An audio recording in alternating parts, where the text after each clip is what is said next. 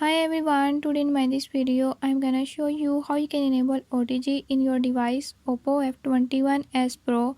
In this device Oppo F21s Pro, if you want to know how we can enable OTG, I'll tell you few tips and tricks that you can use to enable it. Before we start, if you are new to my channel, don't forget to subscribe and press bell icon. Watch complete video and learn how you can fix it.